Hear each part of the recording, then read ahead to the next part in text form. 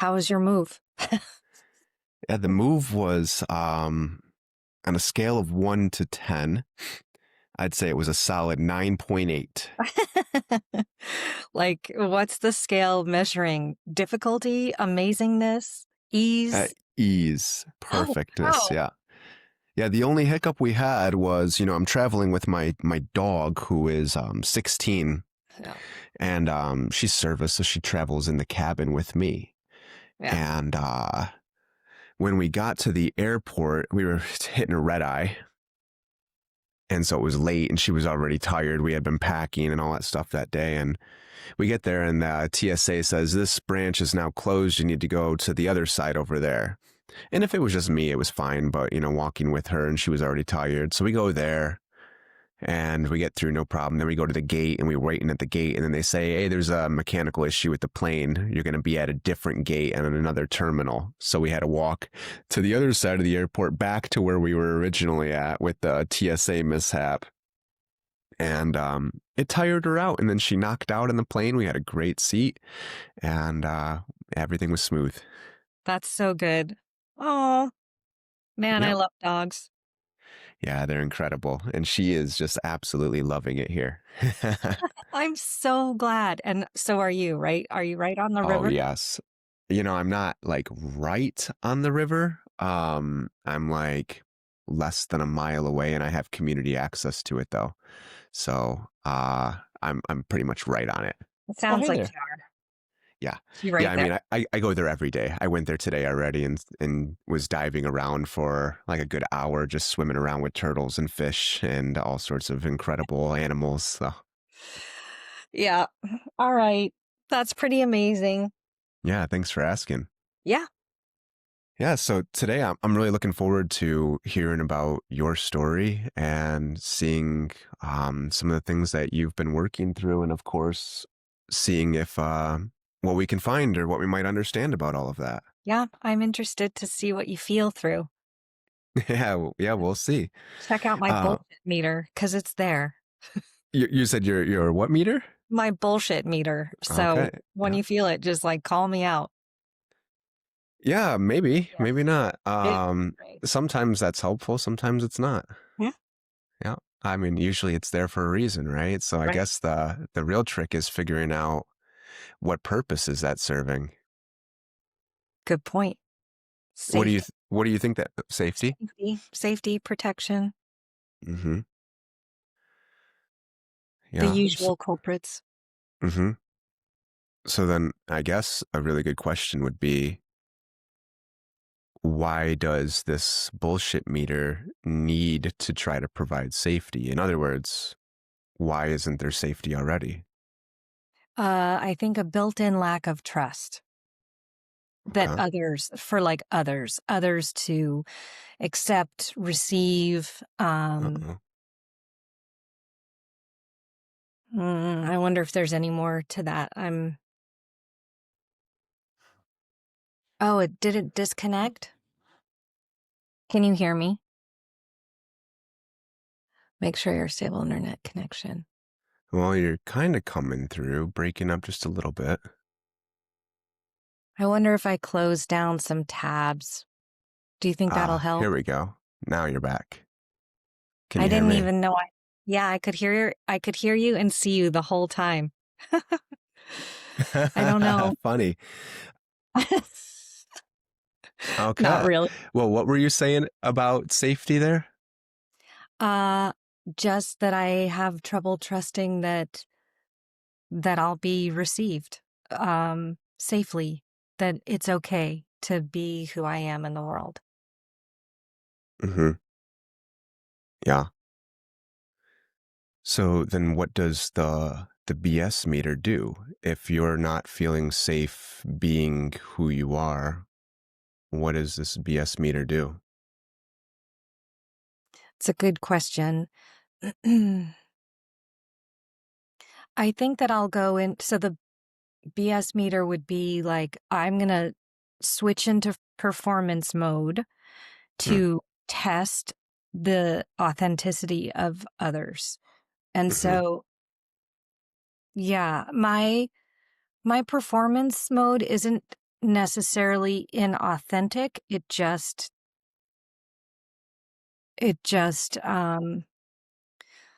lets me observe like how people are going to respond or react or whatever.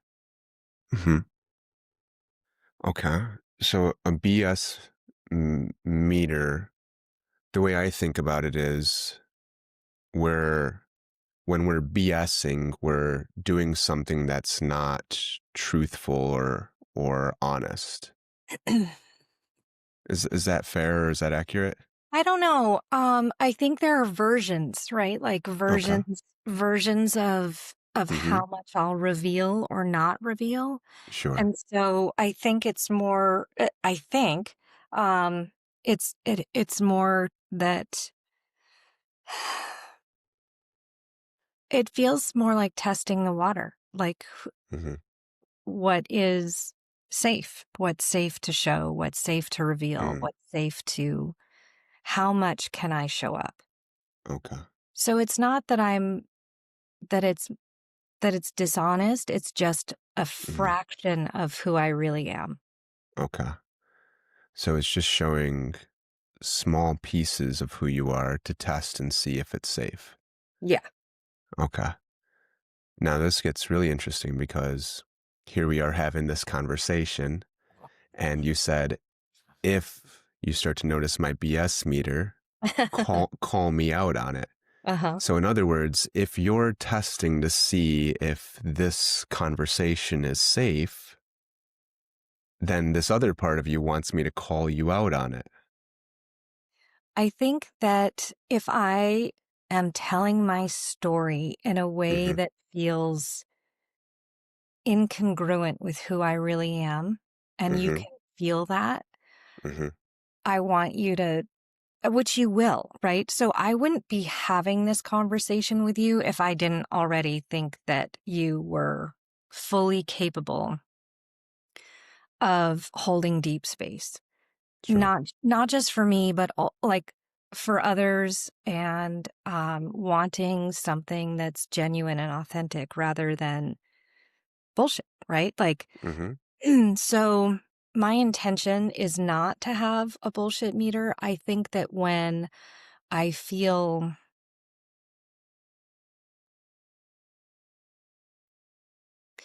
like I'm getting into the weeds around some of my like story, that's when I feel like it can get a little sticky. Mm. Okay. Where's this come from, do you think? Oh, like very young, uh, Uh-huh. family of origin, for sure. Okay. So early in your life, Mhm. what needs was this BS meter trying to meet then? So I could feel people's inauthenticity, and Hmm. I felt like I could, like smell it a million miles away when people's words didn't like match their actions. And so I just didn't trust anybody, really. Hmm. S- So, um, a lot of performance, right? Like performance when I was younger. So when I was a young adult, like performance, well, teenager, young adult, becoming whoever somebody else needed me to be. Mm. But that definitely wasn't my genuine self. Yeah. So you could tell when people's actions, behaviors, what they were actually showing was different from what their actual intentions were, who they were. Yeah, You know, it sounds like a dangerous situation. I think it is dangerous for developmentally the kind of limitations we then put on ourselves for who we can really become. Like, Hmm. so small. I stayed really small. Okay. So your environment growing up was not safe. No. And then this we're calling it a BS meter, was your way of adapting to a lack of safety. Yeah, I mean, I think the BS meter is probably not really the main point. Um, Hmm. I think it's more the performance. Like the performance was really the way I kept myself safe. Yeah. And the becoming of whoever somebody else needed me to be. Yeah. I was vacant as a being. I mean, Mm. somewhere inside of me I was there, but mostly I was vacant and mostly people could um I would become whoever they needed me to be. Okay. So if you're doing this performance Mhm. in becoming who somebody else needs you to be, what happened to the person who you were? She went underground. What do you mean? She just did not come out. Like she wouldn't come out. Hmm. Okay. So she goes underground. This is the I make myself small. Yeah, Okay. she's pretty fierce though. Oh Right? yeah. Like so yeah, so she was there. I mean, because I don't think we can ever truly lose Hmm. the essence of who we really are. So Yeah. that ember of who she is and who she was then, small but fierce and fiery, and yeah. Okay. So she went underground. She's small, fierce, fiery. What was your relationship with this part of you that went underground? Well, I don't think I knew she existed until I was uh in my 40s. Wow. How did you recover or find this part of you? Um at the lowest point in my life, Uh-huh. um she showed up and was like, "I've been here all along and follow me, right? We're going to do this together." Hmm. So she went underground, this part of you. How old do you think you were when she went underground? That's tough because Just I an estimate. so I would say 8, that Okay. between like 0 and 8 that's pretty Hmm. rocky. Yeah. And then 8 she went underground, and there are points I think where she would surface or attempt to surface, and I would push her back down cuz she was Okay. dangerous to my connection, the connections I had at the time. Sure. And so she came up like when I had nothing else to lose and I was finally willing to surrender Hmm. um to myself. Okay. So at 8 years old, this pattern of suppressing yourself Uh-huh. is already fully developed. So it probably comes much before then. And this patterns here, as you just mentioned, it serves a very specific purpose, which is to maintain your attachments. Exactly. Yeah. So at some point in your life, you learned that being who you were, having the emotions, having Mhm. the expression, having the boundaries, saying, I like this or I don't like this, or this is the way I like to be treated. I don't want to be treated this way. The expression, the boundaries, the authenticity was threatening to your attachments. 100%. Yeah. There's the lack of safety then, right? Mhm. Oh. And go ahead. Well, just like I know the facts of my story. I don't remember them Mhm. all. Yeah. So I can piece it together, but it took me a long time to piece it together. Yeah. And I don't know if that's helpful or not. Yeah. Like Maybe it the is. Maybe it isn't. Yeah. yeah, What's really important is that something happened, which was at a very early age, you had to make a choice. a choice between, your authenticity, Mhm. maintaining who you are, and your attachments. Yeah. Ideally, these two would be congruent with one another and they would strengthen one another. You would be valued, cherished, respected for who you are. But, that's not the world we live in. Right. So, yeah, at some point we have to make the choice of, well, do I lose my attachments or do I lose who I am? And so that's the important thing that happened there. The details of how it happened, it can be helpful to find those, and it might not be at some points. Yeah. But what is really helpful is that at some point you recovered this part of you. What was that like for you? Really empowering. Um, it came during some very difficult circumstances. So if I separate the circumstances from the recovery, there's nothing but empowerment. There's nothing but clear love that for myself and my own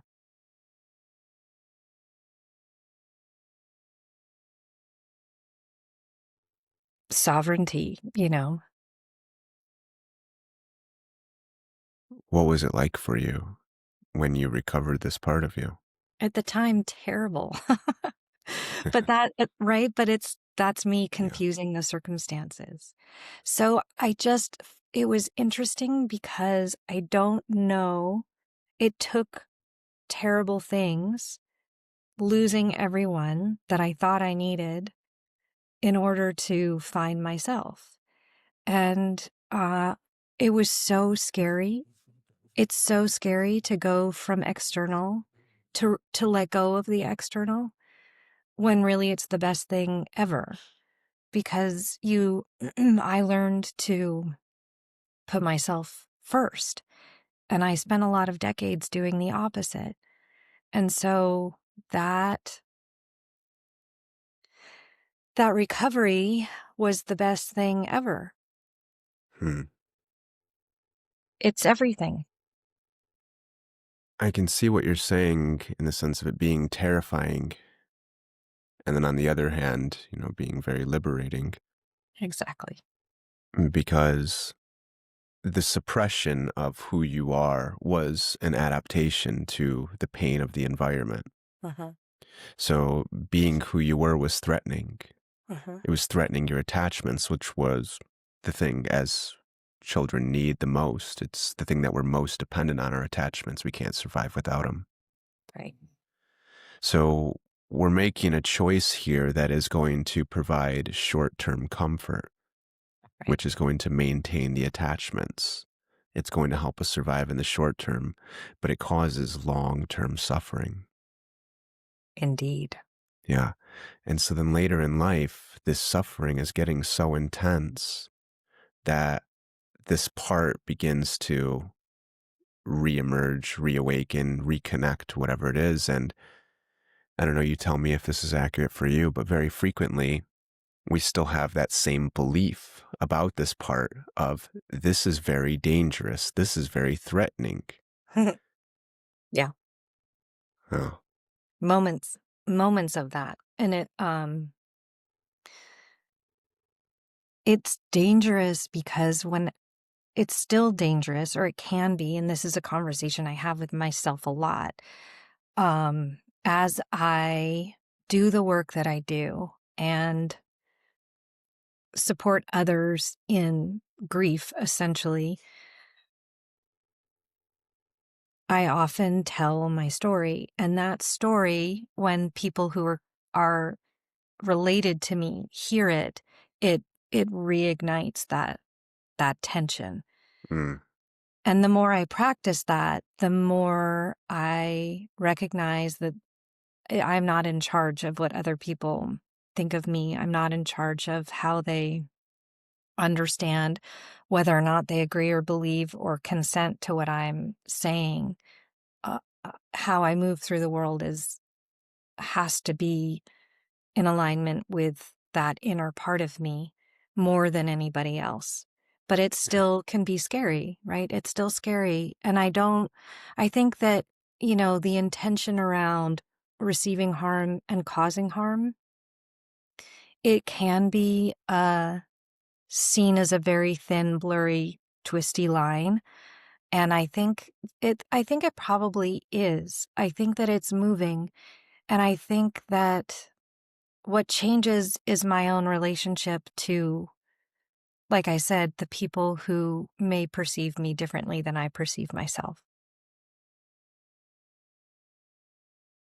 Yeah, when we grow up in an environment where we have to make that fundamental choice that I was talking about between our authenticity and our attachments, when we start being authentic, our relationships are oftentimes challenged because they're based on this dynamic of having to suppress your boundaries. Yeah.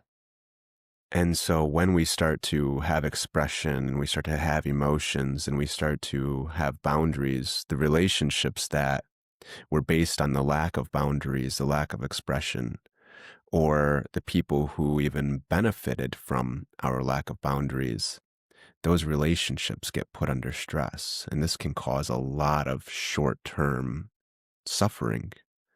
It Yeah. sounds like that's very similar to what you went through. Indeed.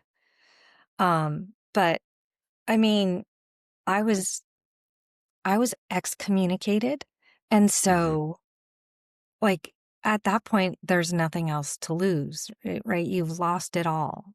Um, I I was living in such shame. I believed that I had done terrible things, and Right. that was the suffering, right? And the voice inside of me was like, "Well, wait a second.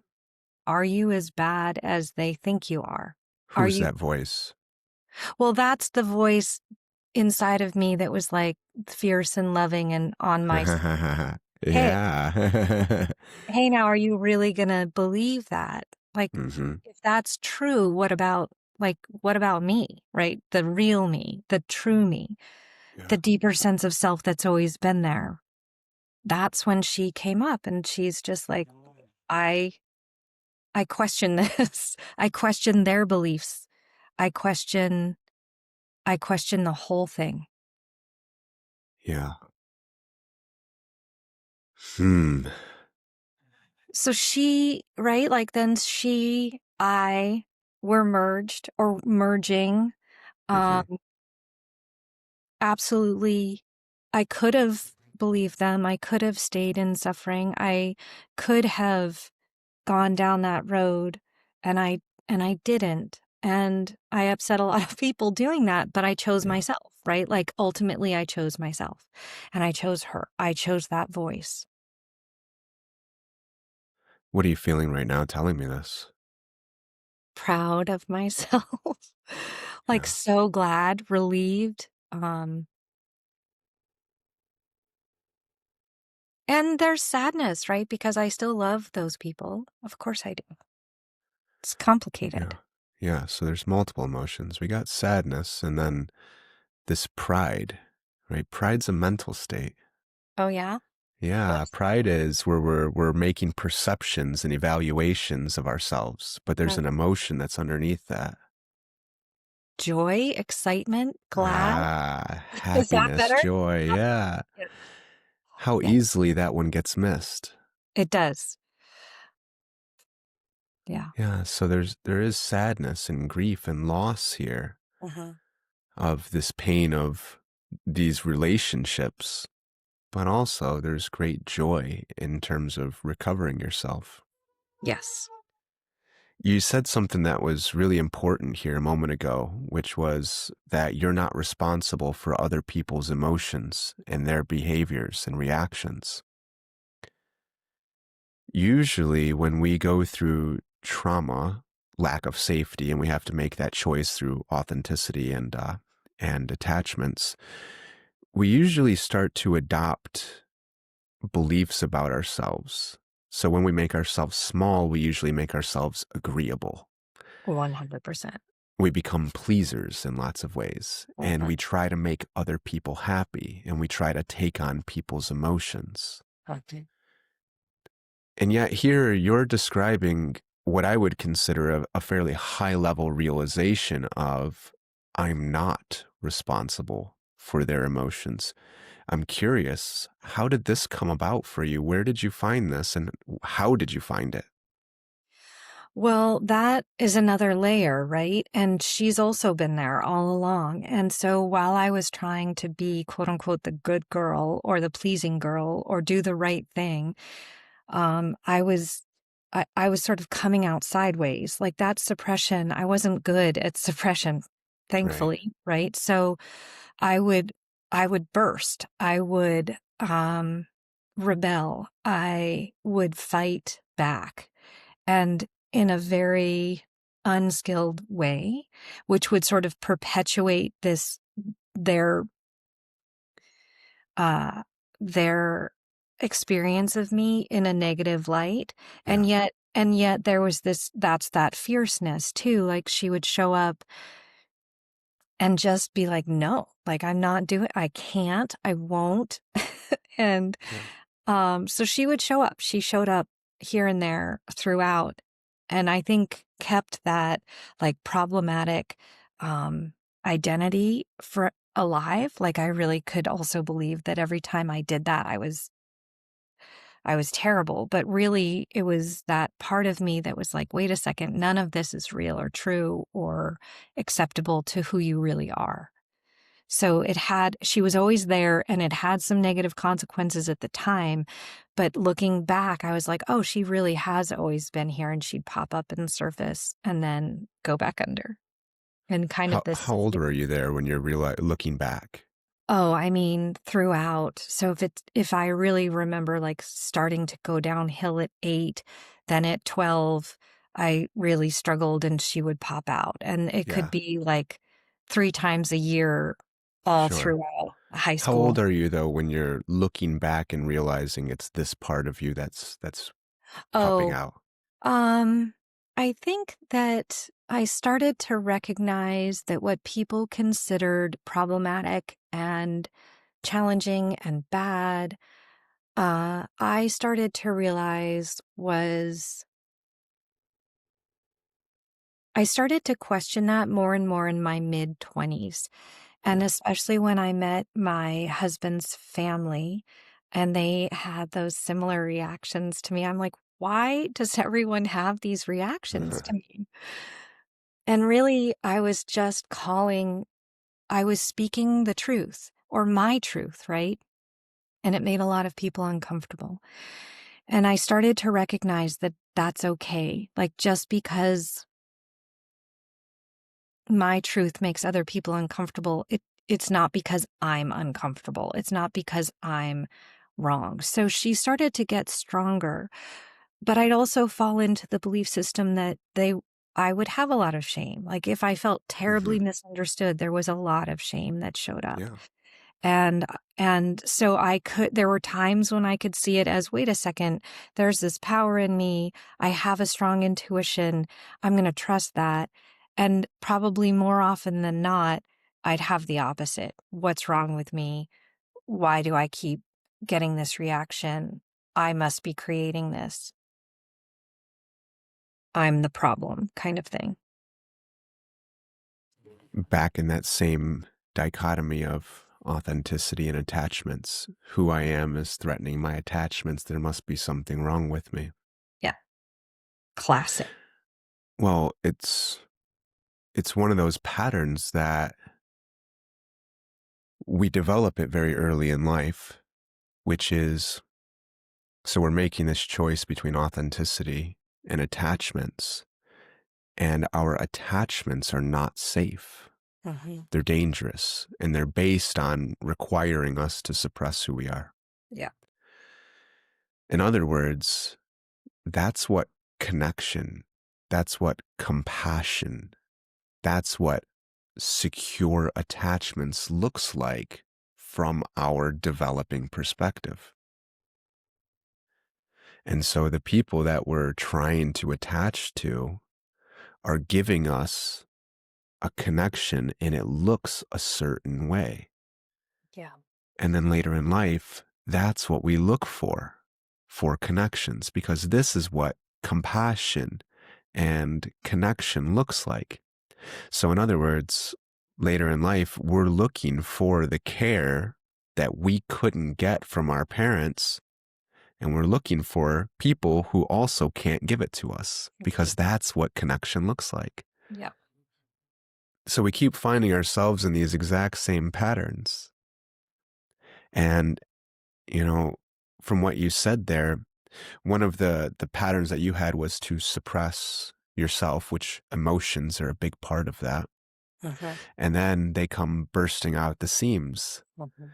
And so here we're seeing a very clear pattern in your life where you're unconsciously putting yourself in these situations that are going to fuel these big emotions. And the pattern is to suppress them, but the environment is going to make them come bursting out the seams to keep Yes. giving you an opportunity to engage with them and to reconnect with those emotions.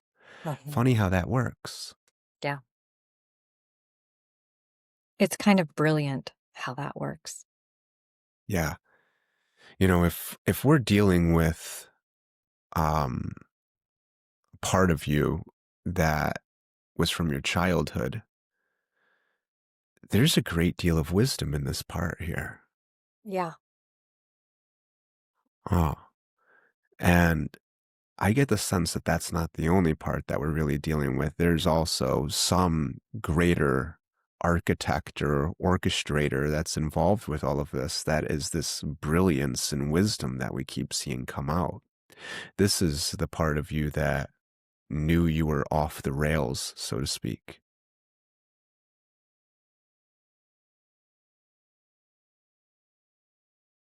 Yeah, say more.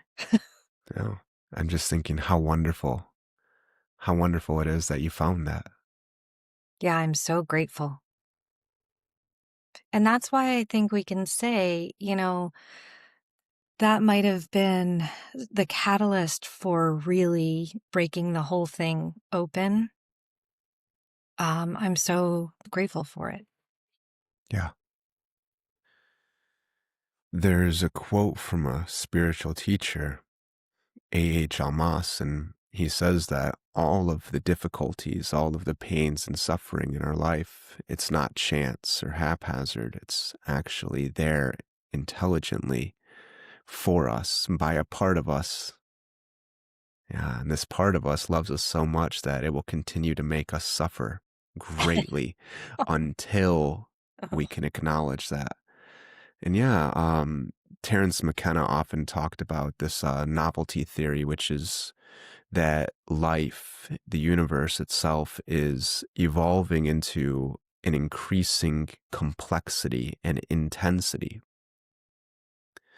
And we see that in our own lives where we get into these patterns and that pain and suffering keeps coming back around, offering us a new opportunity to engage with it, to learn this lesson, to revisit that same fundamental choice of authenticity and attachments. And there's more to that choice, but it keeps coming back around in all these new patterns. And if we continue to ignore it, and if we continue to stay in that same pattern, it gets more and more intense. Yeah. And then when we listen to it, yeah, it's painful. The situation's painful. It's like we're waking up and the house is on fire. Yeah. But now we have an opportunity to say, oh, well, maybe I should start putting out this fire, or maybe I should just leave. Walk away. Yeah, Walk away. yeah, Yeah, it took blowing up everything really for me to listen, for me to turn inward and discover my own strength. And I think we each have that. I know we each have that. But when are we going to do what you just said? When are we going to wake up or listen? And what does it take? I think that there are people who do that in such a lovely, not painful way. I did it the painful way. yeah. Well, pain is inevitable in this life. And when we learn at an early age to suppress our emotions, we're doing this because we're going through pain and we don't know what to do with that pain. I was And just gonna say, yeah, like I yeah, didn't understand. You're yeah, right. we never do because who's teaching us how to manage our emotions? Yeah. We're being taught that the emotions are bad Uh-huh. and that we're bad for having them, and so we need to suppress them. Yeah. Yeah. So I'm wondering, what was it like for you? What was happening and what were you going through where you started to recover these feelings, these emotions that were there?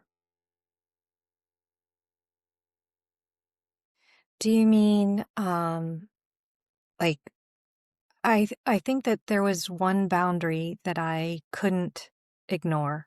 Hmm. So I could ignore my own well-being, but when I chose to have children, I couldn't ignore theirs. And so even though it was tempting and I was terrified, I couldn't. I hit a boundary that just said, you cannot hurt them. You can't hurt them. So here we go. Here we go. So I was a parent to them that I didn't have. And I always wanted to be a mother. I had no idea how unbelievably challenging and difficult that was going to be. Had I known, I'm sure I would not have done it. And it has made me a better, I mean, it's been the biggest growth experience of my life. Yeah. I couldn't ignore what they needed. Uh-huh. And so there's a generic you here of you cannot hurt them. Absolutely not. Even though I Yeah. did.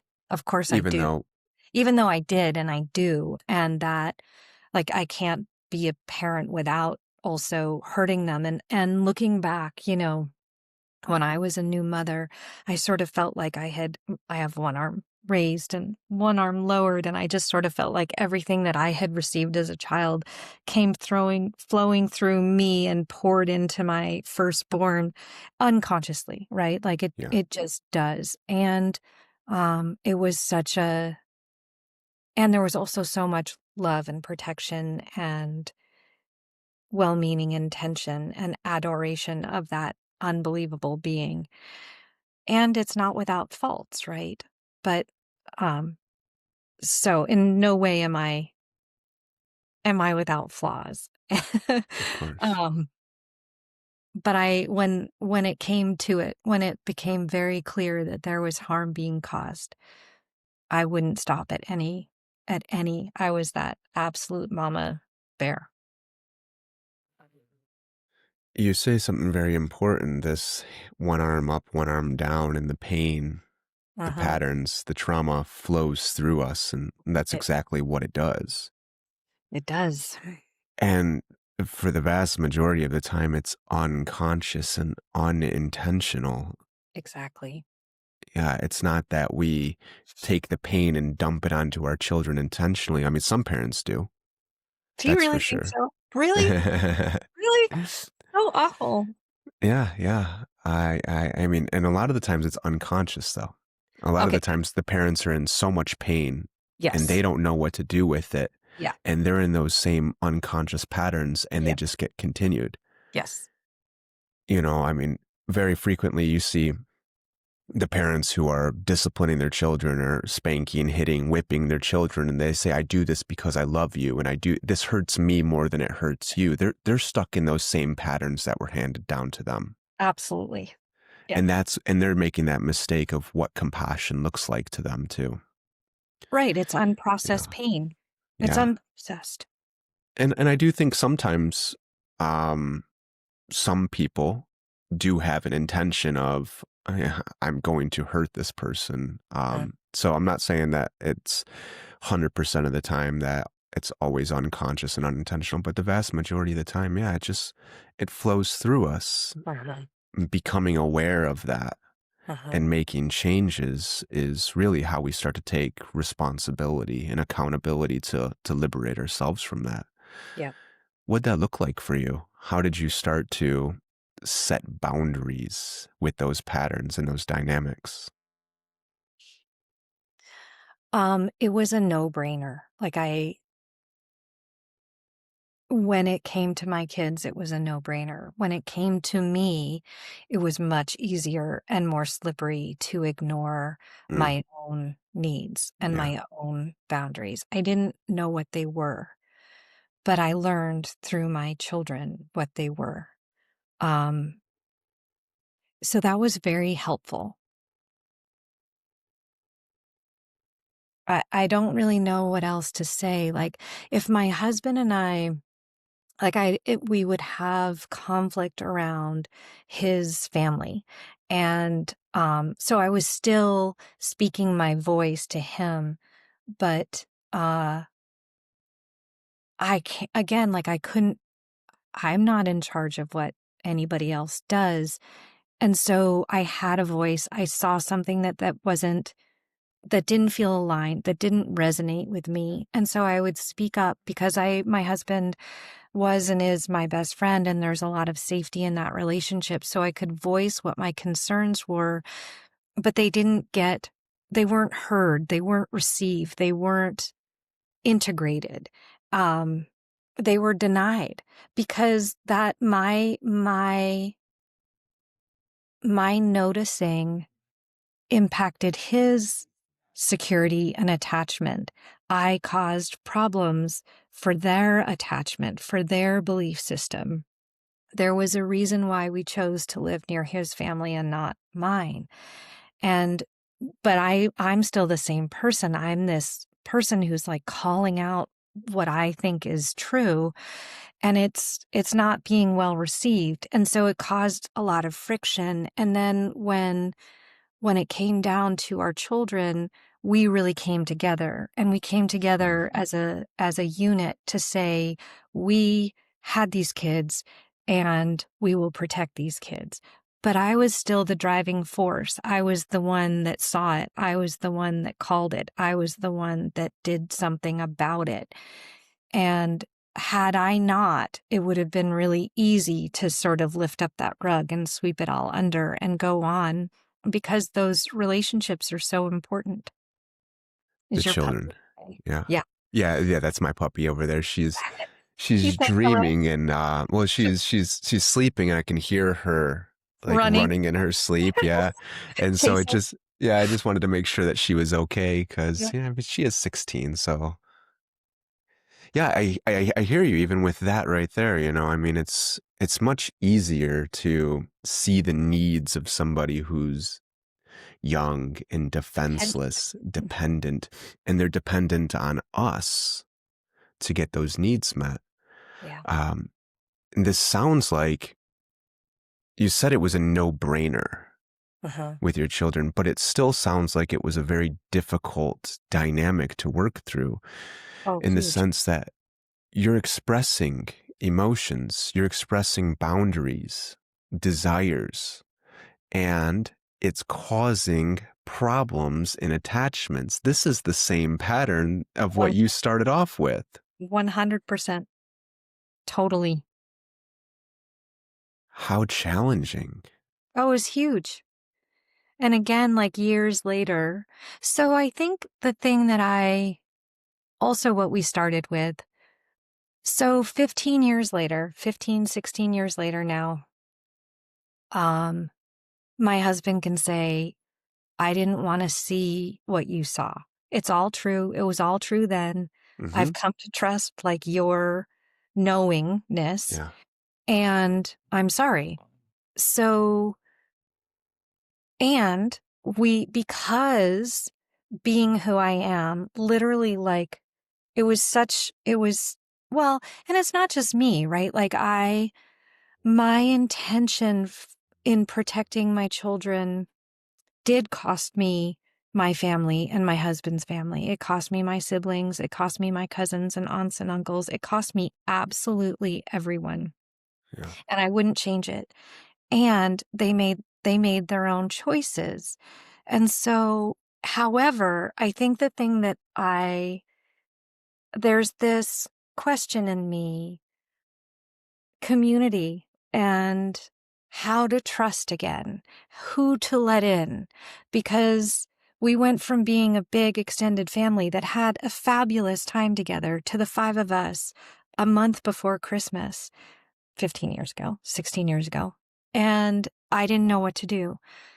And now, as I'm like, okay, so we learned how to be a little island, and I absolutely love I love my family. Uh, and what would it be like to start trusting people again? What would it be like and who am I right now? What are the kinds of relationships that I would like to have? Who do I Mm. want to invite in? And what does that look like? I have really high standards. And so I love that we moved and I don't know a single solitary person and no one knows me here. And I love it.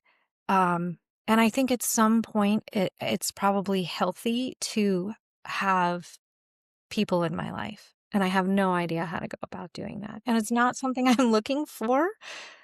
I figure it'll happen when and if it happens.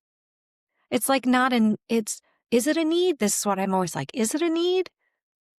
Is it, do we need that? I really like my own company and I really like my family. Is that enough? I mean, people will say you need a community, you need a tribe, you can't do it alone. And I'm like, I don't know, right? Like, I don't know what that's like. What you're describing is a very big transformation, going from the I don't trust myself, Yeah. I don't like myself, Mhm. I'm the problem, I'm too big, I have too many emotions, so on and so forth. I cause problems and I need to get rid of that, Uh-huh. to the I do like myself. I do value myself. In fact, I value myself so much that if somebody is going to treat me in a negative or hurtful way, Uh-huh. in we might call it a toxic way or a violent way, um, I don't need that connection, even if they are family. Uh-huh. That is a very, very big transformation to make. And in terms of, do we let people in? Well, we live in a very interesting time right now, and you live in a very interesting place. I was living there too until just a few weeks ago, Yeah. and it is a very confrontational place where the dynamic is constantly to inject yourself into other people's boundaries, Mhm. and boundaries are just not allowed in Portland or in that area over there in general. Uh-huh. So this idea of I need to protect myself, that's having a boundary. Yeah. And I need to protect my family, my children, just to sacrifice that in order to appease the societal standards of you got to have a community, you got to have a tribe, you got to let these people in. I don't know if that holds much weight. Yeah. Um, I haven't met anybody yet, and I'm very happy to work from home and in my studio. I don't need to go out. And I don't like crave after all of that, right? Like I stopped playing that game that I thought we all needed, right? Like people send out Christmas cards. I haven't sent out a Christmas card since then. I just don't play that game anymore. What game? The game of look at what we're doing, look at how my child is a whatever. External validation. Yeah, I just like I don't do it. I don't Yeah. talk about my anniversary. I don't talk Yeah. about it doesn't matter. None of it matters. And so when I engage with people, and that goes back to that bullshit again, like if somebody Hmm. is functioning on on that surface connection, and they're going to talk about their gym membership or whatever it is, then great. It's not like I'm judging that. I'm just not interested. That's not where I live. Um, and so I don't feel lacking and I don't feel lonely, and I'm curious what it looks like. I question myself. Is this me not trusting, or is this me just waiting for, and I'm not really waiting. So that's why I was that's going to why push on that. yeah, I don't really feel like I'm waiting. I'm just like, Yeah. I'm open to it if it happens. And if not, like I'm really fine. In specific circumstances. Yeah. If I'm around people who, yeah. So I just don't, if I'm in circumstances that don't feel resonant, Mhm. I leave. And If they don't I feed or nurture you. exactly. So Yeah. there's no point, like that depletion. Again, that's a meter, right? Like I can Sure. feel if it's in resonance or not. And if it isn't, then I deserve that reciprocity. I deserve Yeah. that. And I'm very equally generous with supporting others. Like it's incredibly meaningful to show up for people in authentic ways. And I Hmm. get an enormous amount out of that. So if you were going to boil down like what the boundary is here in terms of what you look for in terms of connection, what do you think it would be? What is the threshold, the thing that has to happen in order for you to have functional connections with others? I think it's that same that nobody the trying to get something from Yeah. someone, if that's in the air, I Yeah. have I have no interest in that. Okay. Yeah, that's what I thought you were saying. And you said something at the beginning of our call, which was something along the lines of switching from external to internal. Mhm. So here you're saying, it sounds like what you're saying is you don't need external validation anymore. It's nice. It feels good, Yeah. right? I like it when people appreciate what I have to offer, but I Hmm. don't need them to like me, understand me, provide any kind of, I have to provide my own spotlight, right? Like I have to self-source. I'm not looking for someone to fill me up, and I'm not looking to fill anybody else up. My job is to stay in touch with me and to continually feed that place in me. Uh-huh.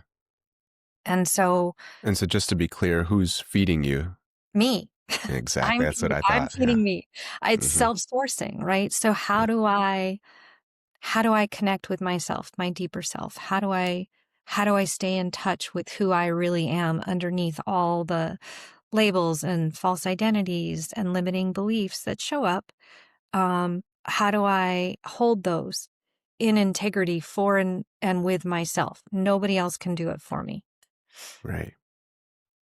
Yeah, this is really the key right here is if we're always trying to find value, worth, connection, respect externally, but we don't have it ourselves, we're never going to find it.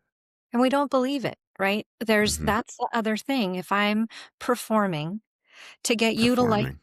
If I'm Yeah. performing to get you to like me, I'll never believe that you genuinely like me because I didn't give you my genuine self. I can't see your genuine self. That's right. Right. And so then the connection that we really look for is a place where you can be yourself and I can be myself, and we can accept and value each other for doing that. Exactly. And that is very rare to find these days. It exists. It sure Mhm. certainly does exist. I mean, we were both just right down the street from each other. Yeah. Um, You stinker for Funny how moving. that works. What's that? I know. What was that last one? I didn't hear it. I said, you stinker for moving. Uh, I I'm mean, not. we talked about it, right? That's a very challenging place for people like us to be in. Mhm. Everything is based on the suppression. and the performance and meeting the social atmosphere in that area is there's so much virtue signaling, so much performance that if you don't follow each one of them, then you're going to get attacked. Mhm. And it's funny how we both came from very similar upbringings of having to suppress yourself, and then we find ourselves in an environment like that too. Yeah. But yeah, it certainly exists and we can find it. And it's funny Yeah, because I find more of it through these means right here, me too. talking to people in different states or in other countries. Yeah, me too. Yeah. And I don't go out. I don't she's running. Yeah, she's just having a good shake right now. Could you hear her? Huh. Yeah, she's so precious. Um, yeah, I just don't I forget what I was gonna say because you said something really important and, just about the kind of emotional temperature and the external I wanna say them like check marks that people feel like they need to show, right? And Hmm. I don't know. I can't tolerate it, so I just don't really engage. I can't tolerate it, so I don't engage with Yeah. it. Yeah, our internal state is worth more than the superficial connections. And they're superficial because it's all performative Yeah, and nobody really sees who anybody is underneath the surface because the culture is based on not accepting that. that's correct. Which is pretty sad. Like, I wouldn't wish that on Hmm. any it's a state of suffering. Yeah, it sure is. And that's the dynamic that we were talking about when you recovered your authenticity and started to really cultivate and build the skills to develop and embrace and value that part of you.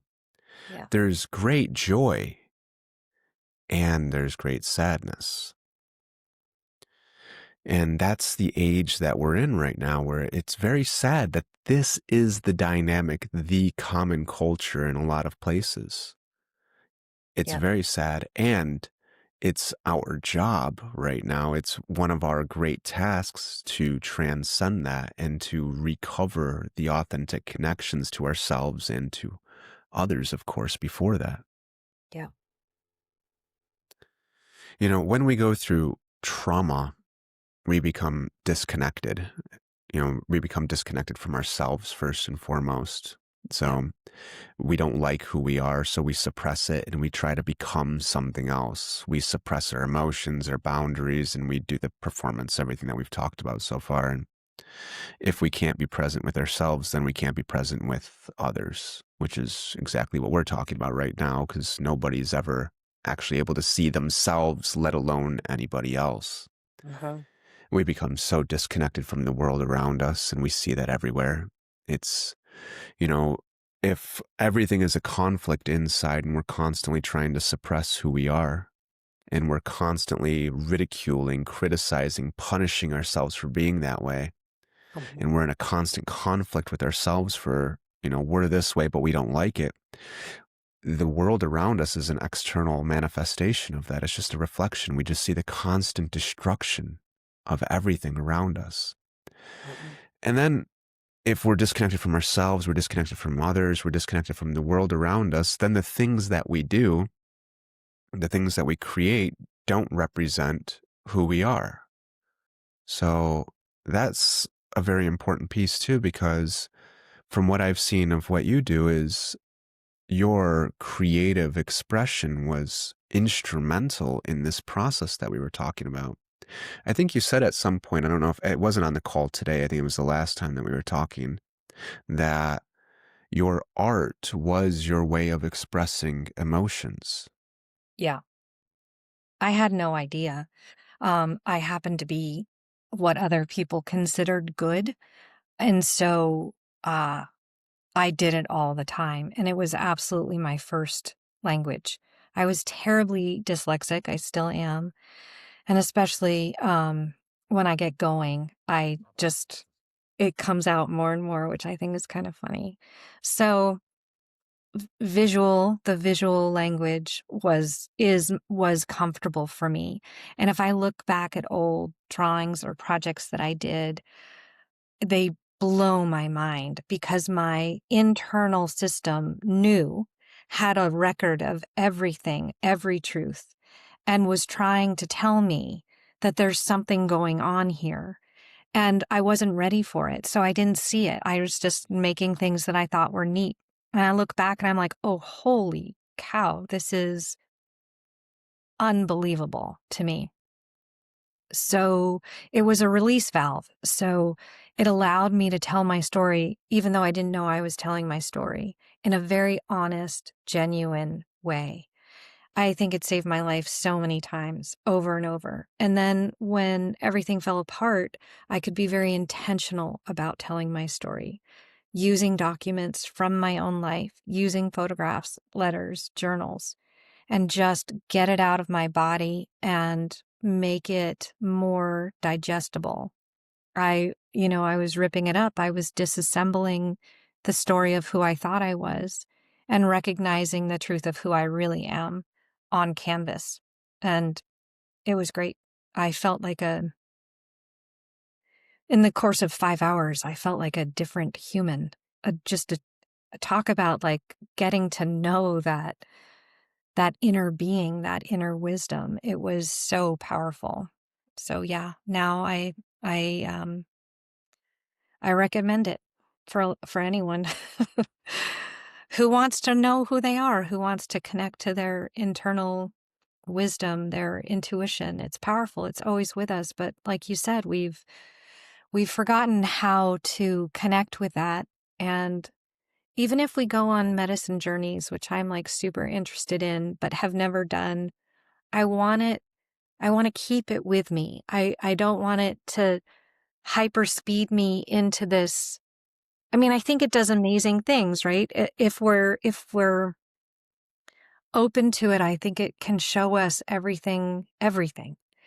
But then once we have everything, can we integrate everything? Can we then live from this place of the new version of who we are? I needed to go more slowly. I needed to go in smaller bite-sized pieces so that I could integrate. I don't think I would have been able to receive the medicine from psilocybin or other journeys otherwise because I think I would have blocked it. So that integration piece I think is so important. Those defenses, the Mm-hmm. blocking it, Mm-hmm. the Those. patterns of suppression of saying, no, I don't like this, but you still had a very unique ability here in the sense of being able to see. It's almost like there were two parts of you communicating here. The art was some form of unconscious expression of emotion. It was a part of you that existed that was still in there, perhaps the fiery part of you, who's still communicating, saying, I'm here and you feel this way and it's Mhm. valid. Yep, that's exactly right. Yeah. So I'm curious. So if the art was the way of the catharsis, the relief of all this emotion that was stored up and suppressed inside of you, I'm curious, what do you do with your emotions today? I do a big fat range of things with my emotions today. I think the most comfortable one is witnessing myself through creativity, but it's also like I I couldn't really articulate my story and now I can. And so when it's appropriate, I talk about it without the need for people to understand. And I think before I always needed other people to say, "Oh, you're right," or Validate. validate and agree. I needed their agreement. I needed their buy-in. And so it's a roller coaster. It's less of a roller coaster, but there are still highs and lows. And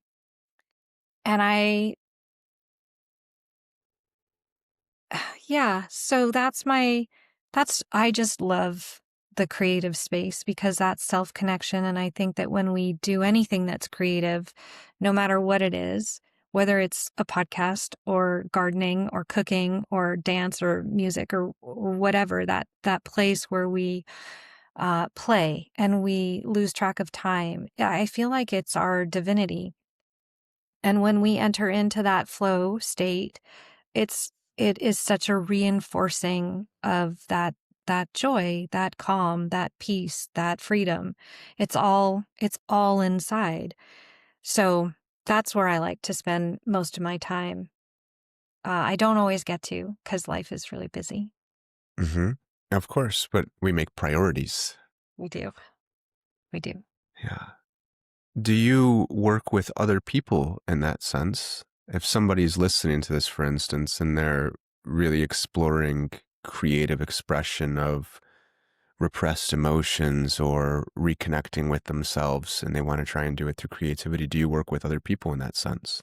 I do. I do a lot of workshops, and workshops often centered around grief and loss, and also domestic violence and sexual abuse and war veterans. So those are the people, and or um, divorce. And it's like an age range. It's so broad because whatever it is that's stuck in our body that we don't know how to find words for, or even if we have words for it, but the words don't, they don't move it. It's because it's before words, or it feels unspeakable to our system. Not that it is unspeakable, but it feels unspeakable.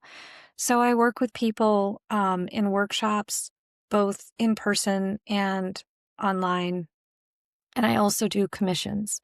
So people hand over their materials. Um, and often that's the stuff that feels too raw and too painful, and they don't want to do it themselves. So I will do it for them. And so especially death of a loved one by suicide is one that I deal with fairly frequently because it's so potentially easy for us to um, just self-blame around that and feel such guilt and shame and responsibility. So that's one that I hold for others. And then I do a painting afterwards to sort of release all of somebody else's energy. But I deal with their materials and the materials of that person that they lost. How does somebody find you if they're interested in one of your workshops or doing this remotely with you or in person? Where do they find you at? Instagram or my website or any of the social media platforms. I'm there. Very good. I'll make sure to link all of those in our show notes here. This has been lovely, Devorah. Thank you so much for taking the time to chat with me and to share these parts of your story. Again, I mean, we could spend a lot of time getting Oh, into this, going much deeper. But it's been really, really nice talking to you so far about all of these areas. Is there anything else that you would want to share from anybody or anything that you would want to say as we wind down and end the call here today? I think the reminder that we have, each and every one of us has what we need inside.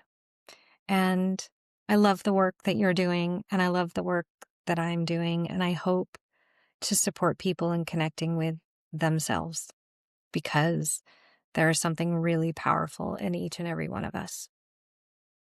Yeah, I completely agree with you on that one. I think the wisdom's inside of us, and your story today is a testament of that because each step of the way was recovering that wisdom that was inside of you that kept speaking out constantly, saying, I am still here. And for everybody that I work with, it's something very similar. It's always just, how do we find that? And then the barriers of, I don't like this part. I need this part to go away. And there's the inner conflict. So, yeah, this is very synchronistic or synonymous with the exact messaging and practice that I help with people too. So thank you very much for sharing that. It's been really lovely chatting with you. Me too, Um, Julian. I'll gladly add this and we can always revisit. I'll gladly add all the show notes and we can absolutely revisit this anytime. Cool. Sounds good. Thank you so much.